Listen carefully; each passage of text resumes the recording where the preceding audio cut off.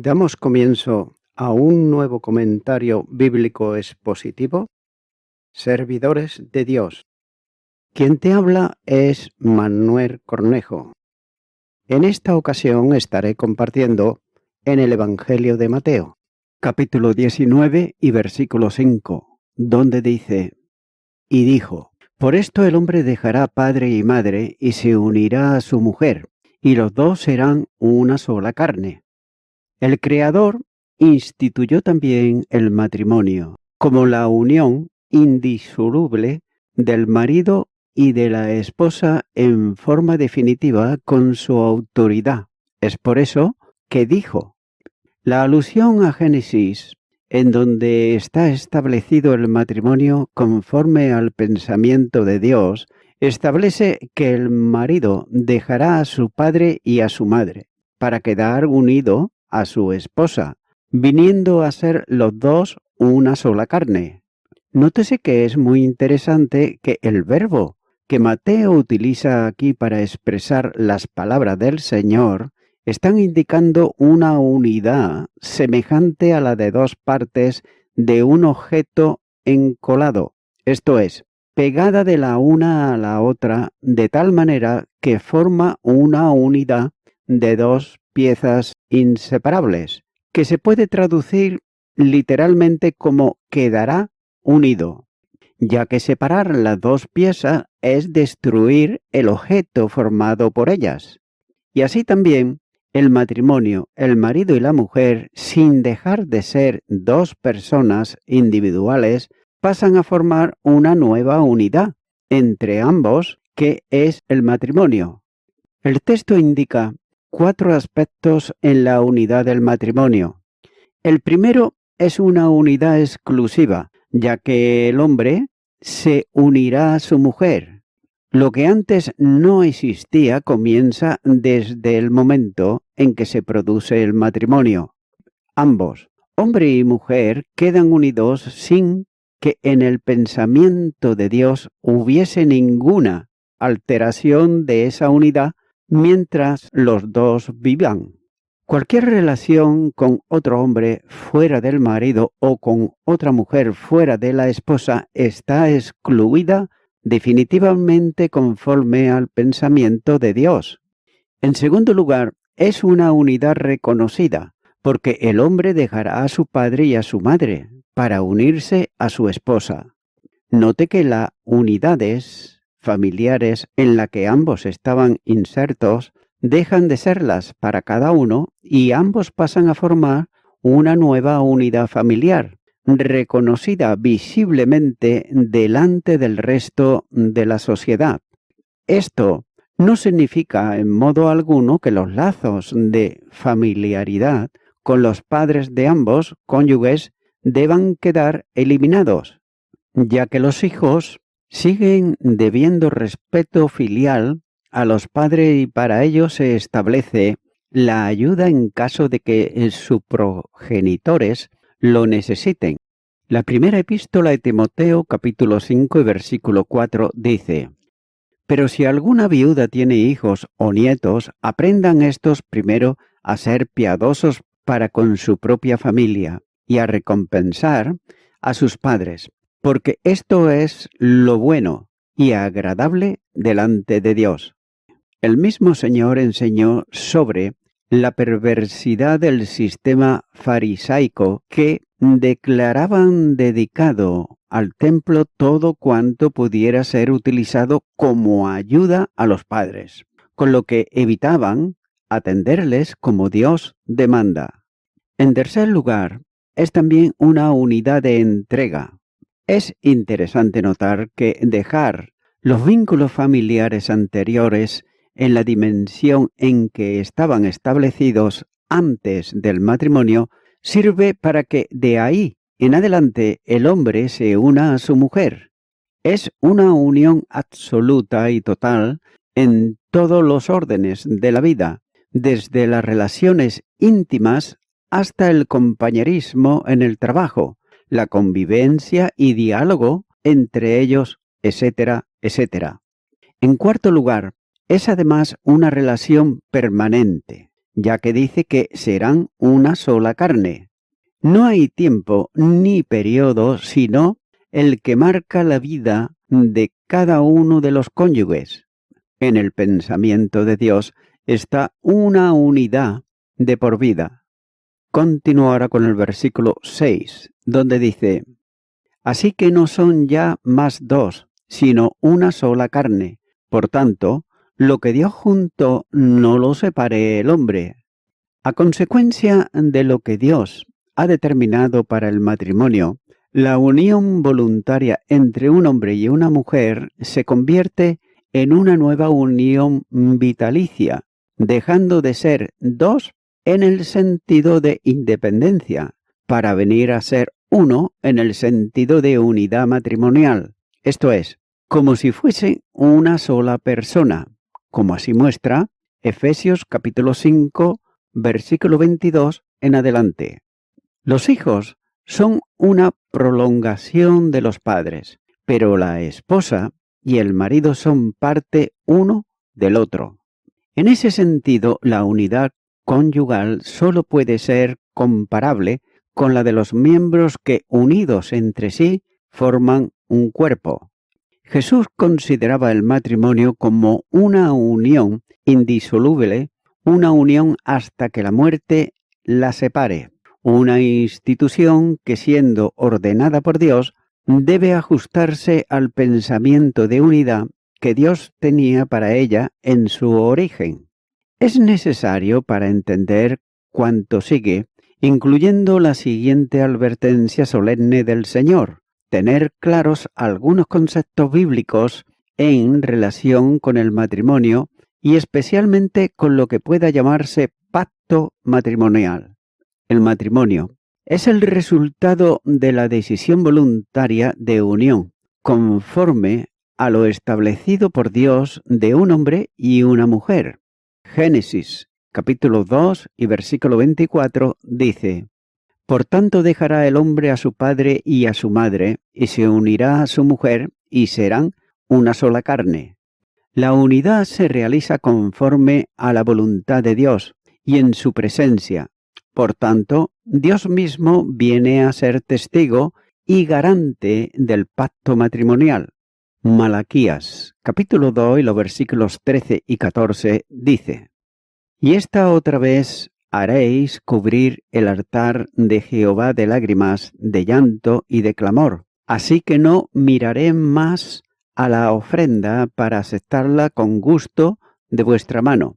Mas diréis: ¿por qué? Porque Jehová ha atestiguado entre ti y la mujer de tu juventud, contra la cual has sido desleal, siendo ella tu compañera y la mujer de tu pacto. Como testigo del pacto matrimonial, se convierte en protector del convenio y testigo de cargo contra el transgresor que lo rompa. También, la Biblia enseña claramente que el matrimonio es un convenio en el que Dios interviene, por lo que el matrimonio se convierte en un pacto sagrado. A él se le refiere Salomón de esta manera cuando aborda el problema de una mujer. Pudiera ser tanto un hombre como también una mujer, que busca cometer un pecado de adulterio, cuando dice que la cual abandona al compañero de su juventud y se olvida del pacto de su Dios. Proverbios capítulo 2 y versículo 17.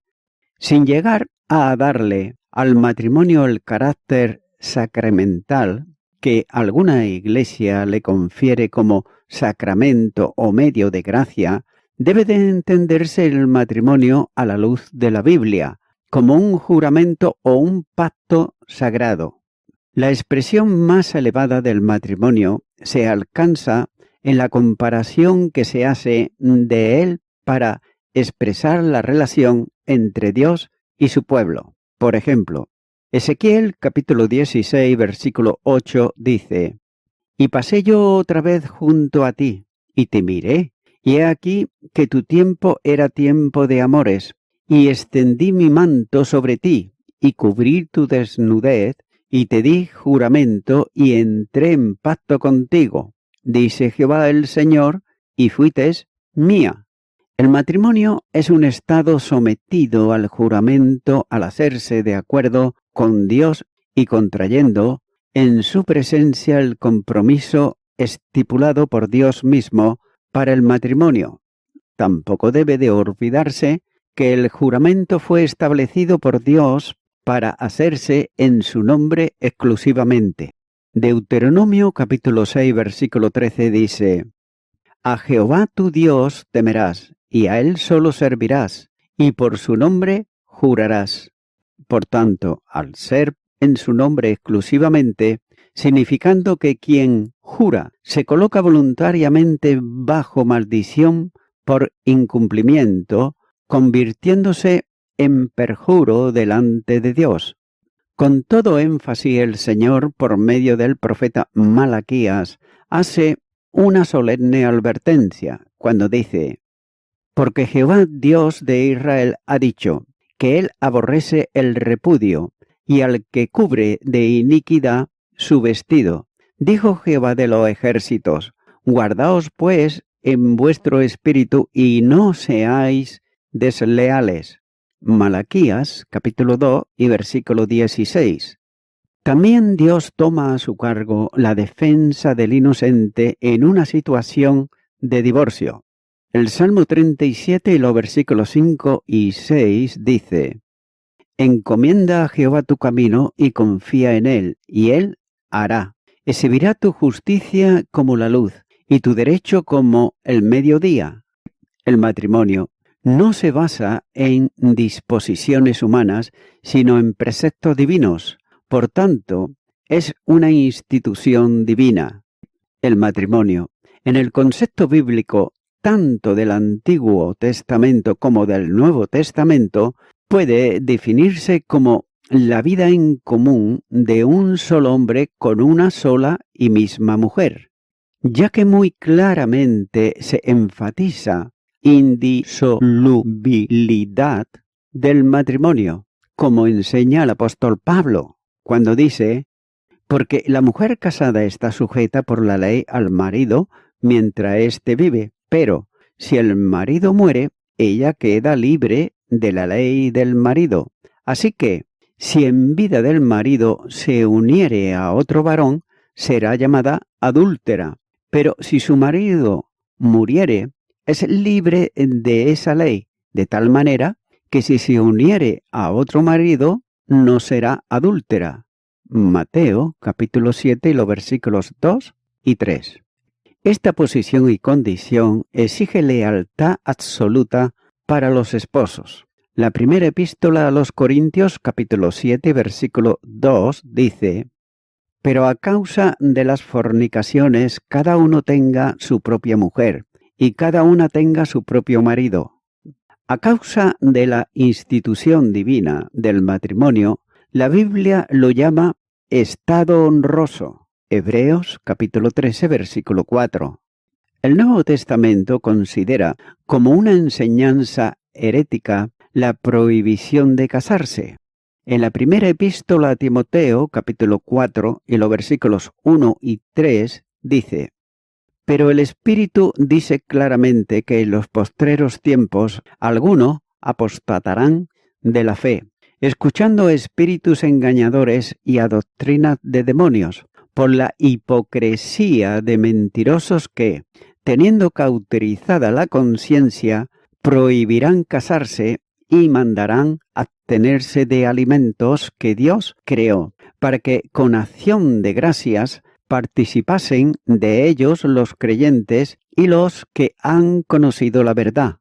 La Biblia no establece fórmula para la celebración del matrimonio, ya que solo considera el compromiso voluntario de un hombre y una mujer para vivir juntos en el estado del matrimonio como Dios instituyó.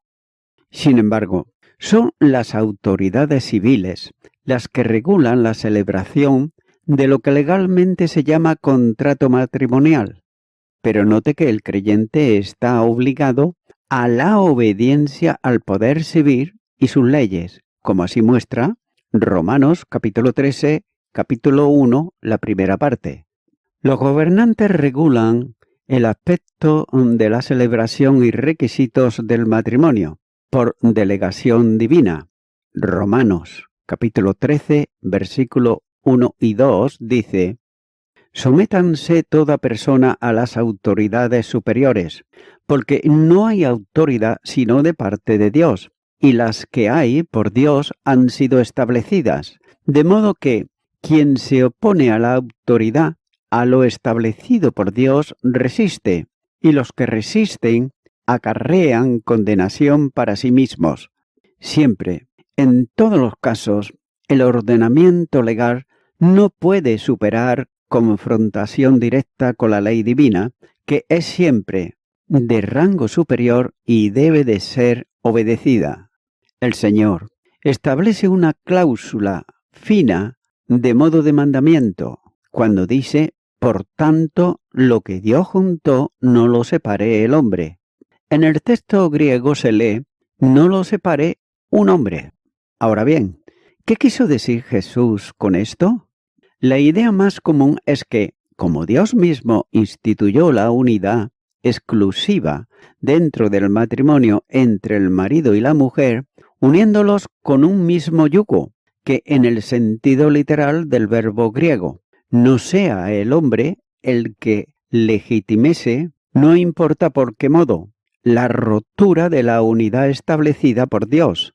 Teofilacto, él decía, muestra qué intervalo hay entre Dios que junta y el hombre que aparta.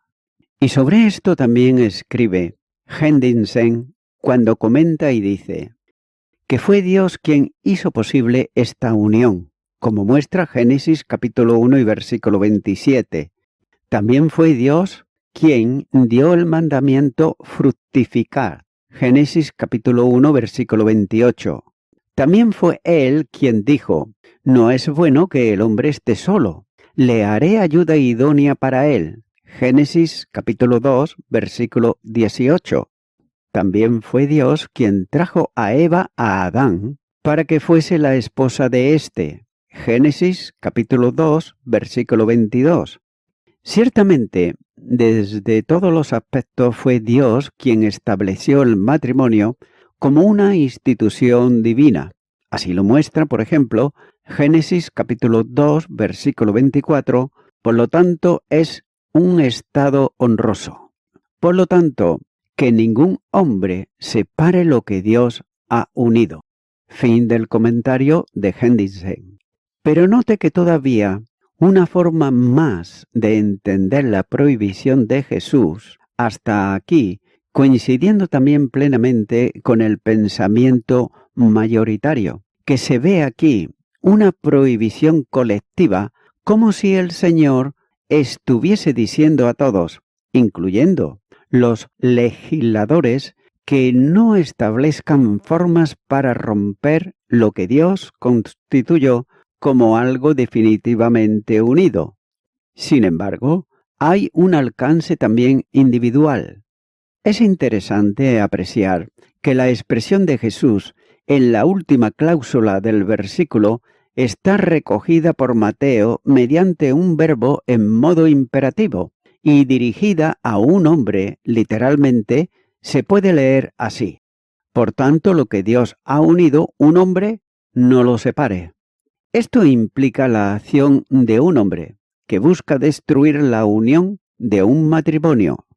Cristo usa la palabra genérica para humanidad. Hombre aquí no es sinónimo exclusivo de varón, sino de persona.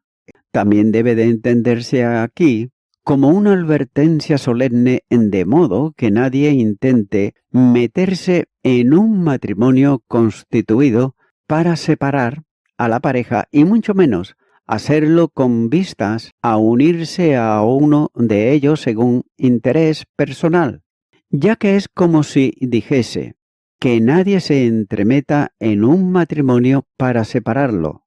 La advertencia debería de ser tenida en cuenta por cuantos están en el mundo actual con sus licencias y libertinajes, codiciando la mujer o el marido del prójimo para hacerlo suya o suyo. ya que es un grave pecado que afecta a dos aspectos: el personal, egoísta, que busca y codicia lo que es del prójimo, y también el que atenta contra lo que Dios mismo ha establecido. Ninguno que actúe en este sentido podrá esperar sino el juicio de Dios sobre él. Dios toma a su cargo la defensa del esposo inocente y actuará conforme a su justicia con el causante del pecado. Continuará con el versículo 7, donde dice: le dijeron: ¿por qué pues mandó Moisés dar carta de divorcio y repudiarla? Note aquí cómo los fariseos, ellos reaccionaron inmediatamente a la respuesta de Jesús. Las palabras del maestro estaban trastocando sus planes de buscar un pretexto para acusarle, ya que se había limitado a remitirlos a la Escritura, recordándoles el pensamiento de Dios en relación con el matrimonio, remarcando la entidad inseparable de la Constitución conforme su plan. Por tanto, ellos también apelan a la ley de Moisés para escudarse en ella y presentar a Jesús un argumento aparentemente lícito para repudiar a la esposa.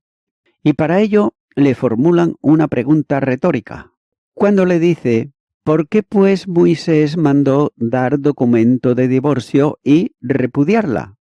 Los fariseos recordaban al Señor la permisión establecida por Moisés, cuando dice: cuando alguno tomare mujer y se casare con ella, si no le agradare por haber hallado en ella alguna cosa indecente, le escribirá carta de divorcio y se la entregará en su mano y la despedirá de su casa, y salida de su casa podrá ir y casarse con otro hombre.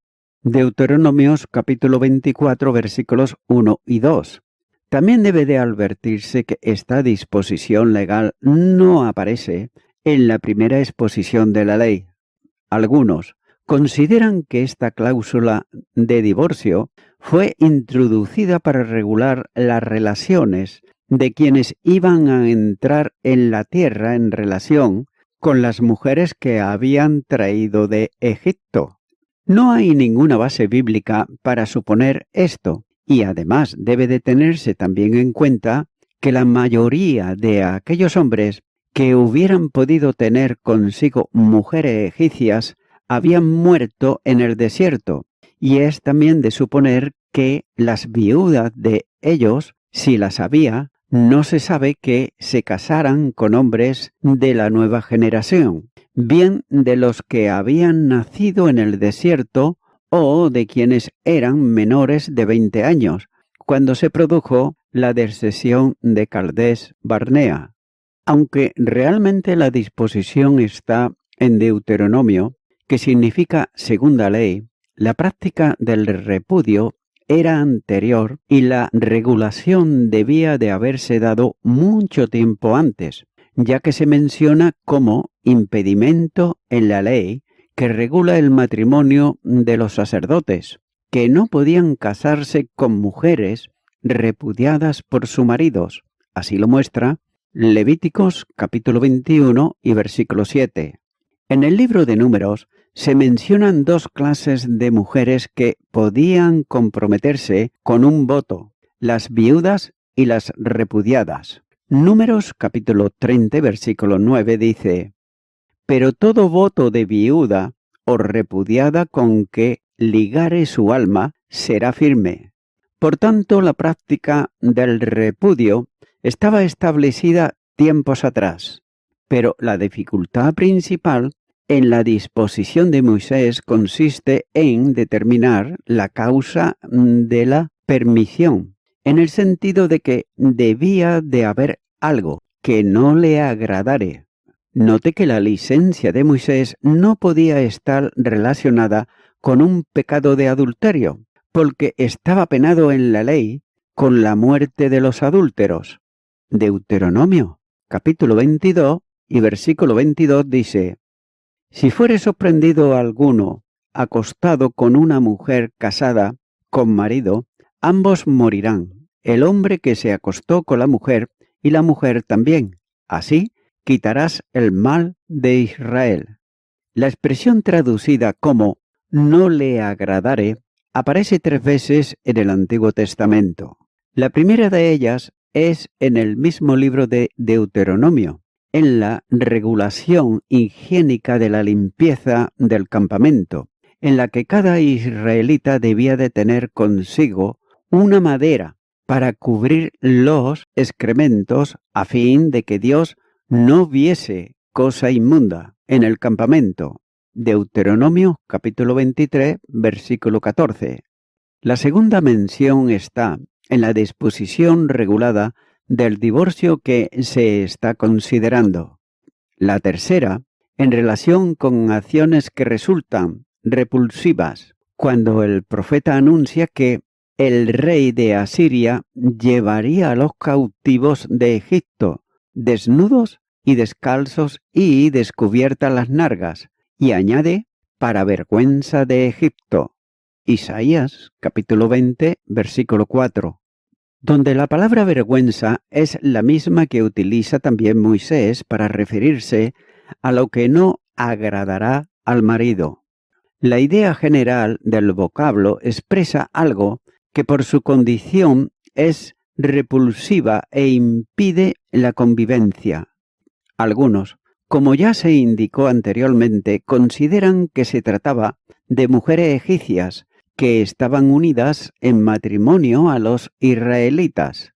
La prohibición de casarse con mujeres extrañas o extranjeras estaba vinculada directamente con las de Canaán, cuyos pueblos debían de ser destruidos totalmente a causa de las prácticas pecaminosas que formaban parte de su modo de vida. Esas mujeres conducirían a los hijos que hubiesen de aquellos matrimonios a la adoración idolátrica y traería como consecuencia que dejarían de entender el hebreo, en cuya lengua estaban escritas las disposiciones legales que Dios había establecido para su pueblo, lo que acarrearía su ruina espiritual e impediría las bendiciones y promesas en su vida. Tal cosa ocurría con algunos en los días de retorno del cautiverio en tiempos de Nehemías, en el capítulo 13, versículos 23 y 24. Tampoco debe de olvidarse que el líder máximo en la historia de Israel, escogido por Dios para liberar al pueblo de Egipto, conducirle en el camino hasta la tierra prometida, darle las leyes que regulaban todo su sistema de vida, que fue Moisés. Tuvo 2 mujeres y ninguna de ellas era israelita. Algunos de los que consideraban la prohibición del matrimonio mixto con cualquier otro pueblo que no fuera el mismo de Israel, encuentran una disculpa al primer matrimonio de Moisés, que como desterrado en tierra extraña, lejos de su pueblo, tomó para sí una mujer del lugar donde estaba viviendo. La última mención que se tiene en la Biblia sobre Séfora, la esposa de Moisés, está justamente después de la derrota de Amalek, Éxodo, todo el capítulo 17, ya que cuando Jetro, suegro de Moisés, la trajo a su esposo para que estuviese ya a su lado, Éxodo, capítulo 18, versículos 1 y 2. Pero no es posible encontrar la misma disculpa para su segunda mujer, que era Cusita, ya que la tierra de Cus tiene que ver con Egipto. Generalmente se entiende que Cusita equivale a etíope. La realidad es que muy posiblemente la primera esposa de Moisés había muerto y él se casó de nuevo, no con una mujer hebrea, sino con una mujer extranjera, lo que ocasionó cierto disgusto en el seno de su familia, especialmente de su hermana, como muestra Números, capítulo 12, versículo 1. Moisés había dispuesto que en caso de que en el matrimonio hubiese alguna causa que resultase en una convivencia imposible o manifiestamente difícil, tenían la oportunidad, en este caso y solo en este, de resolver el problema que acarrearía graves consecuencias en todos los órdenes, mediante una carta de divorcio, la cual el marido entregaba a su mujer y la despedía de casa. Esa circunstancia y ese documento permitían a la esposa repudiada casarse con otro hombre y establecer una nueva familia sin incurrir en el pecado de adulterio. La eximente dada por Moisés no era un mandamiento, sino una concesión. Los fariseos algunos, de los cuales, acogiéndose a la permisión, se divorciaban de sus esposas por cualquier causa, respondiendo a la argumentación que Jesús había dado sobre la permanencia matrimonial de por vida, diciéndole que Moisés había mandado dar carta de divorcio y repudiar a la esposa. Los hipócritas suelen acudir a la Biblia y lo hacen para justificar sus perversiones. En la respuesta de los fariseos se aprecia ya un aire acusador contra Jesús, ya que ¿cómo podía prohibir lo que Moisés había mandado? Quiere decir esto que acusaban al Señor de estar en contra de la ley. Es posible también que tuviesen en mente la enseñanza que había dado sobre el divorcio en el Sermón del Monte, en Mateo capítulo 5 y los versículos 31 y 32, en donde Cristo había excluido cualquier causa para el divorcio. La pregunta de los fariseos era claramente acusatoria. ¿Cómo dices tú que no al divorcio si Moisés mandó hacerlo?